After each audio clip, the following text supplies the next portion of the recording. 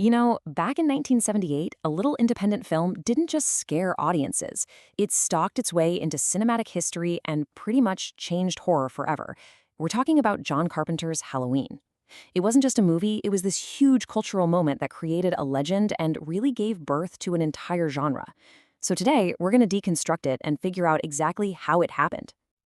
And we've just got to start with this line.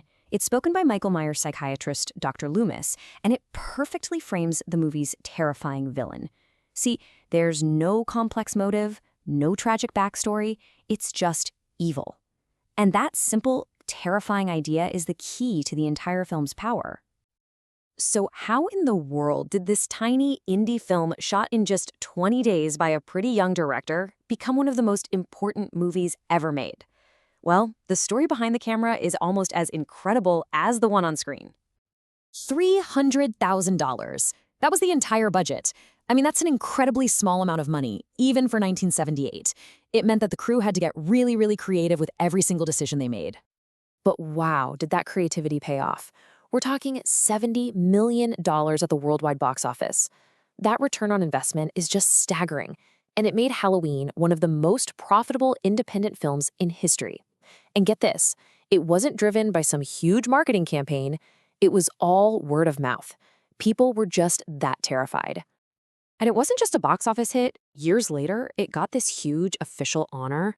The Library of Congress basically said, yep, this movie is a cultural artifact. It cemented its place as a true classic of American cinema. That low budget forced some amazing ingenuity. And the most famous example has to be Michael Myers' iconic mask. It was literally a cheap Captain Kirk mask from a costume shop. They just tweaked it a little bit, widened the eyes, painted it white, and transformed the face of a sci-fi hero into this blank, emotionless face of pure horror. And that same creative spirit was there with the music, too. They couldn't afford a big orchestra, so John Carpenter just composed the score himself in 3 days. The result was that unforgettable, chilling piano theme. And it's in this really weird, complex 5/4 time signature, which is part of why it feels so off-kilter and scary. It literally became the sound of fear itself. But the film's real genius goes beyond its clever production. Here's the thing. Halloween wasn't technically the very first slasher film, but it was the one that wrote the instruction manual. It created the formula that would totally dominate horror for the next decade and beyond. I mean, the basic idea is pretty simple, right? A killer hunts down a group of people.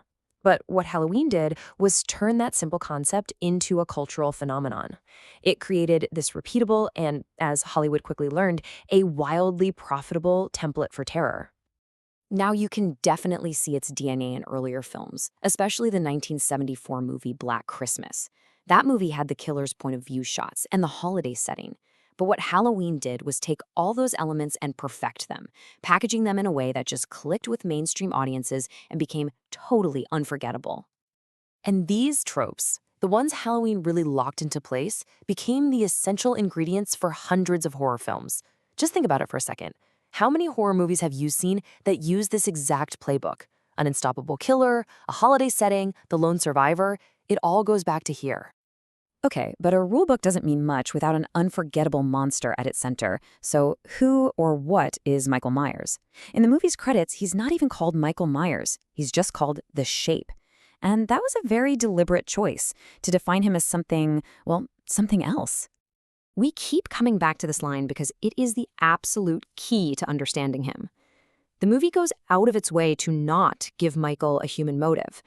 Through Dr. Loomis, he's defined not as a man with psychological problems, but as a pure force of nature. He's the embodiment of evil. His silence is a massive part of what makes him so terrifying. We can't understand him. We can't reason with him. We have absolutely no clue what he's thinking. And that makes him this unknowable, enigmatic threat. He feels more like a phantom than a person.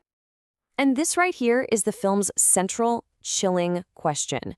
At the very end, after being shot 6 times by his psychiatrist and falling off a second-story balcony, he just gets up and disappears into the night.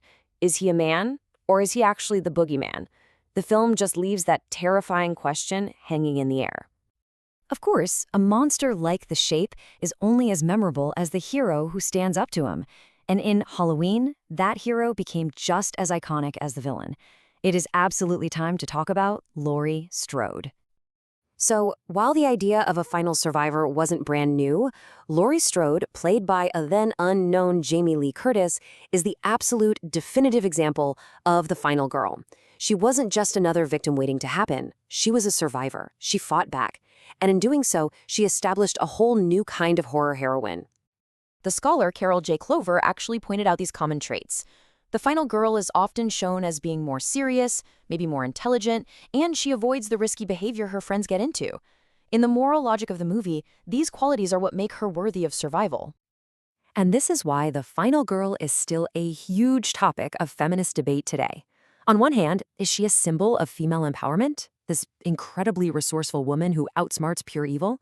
Or, on the other hand, is she kind of a problematic trope reflecting this old-fashioned moral code where only the good girl gets to live? It's a conversation that's still going on. So why are we still picking this film apart more than 4 decades later? It's because its echo, its influence on our culture has never really gone away. Let's take a look at that incredible, long-lasting legacy. Halloween didn't just make a splash, it created a tidal wave. It directly inspired the huge slasher franchises of the 1980s. Friday the 13th was famously created just to copy Halloween's success. And a few years later, A Nightmare on Elm Street took that idea of suburban terror and just added a supernatural twist. But maybe its most profound, most lasting impact was this. It took the idea of evil out of some faraway haunted castle and put it right next door. It made audiences feel like true horror could be lurking behind the bushes on a perfectly normal, quiet street. It made the familiar absolutely terrifying. So in the end, the film's power really lies in its simplicity. It taps into our most primal fears, fear of the dark, fear of the unknown, and the terrifying idea that a random, motiveless evil can just invade our safe little world at any moment. The Shape isn't just a character, he's the embodiment of that fear. And that is why, after all these years, the boogeyman still makes us double-check the locks on our doors.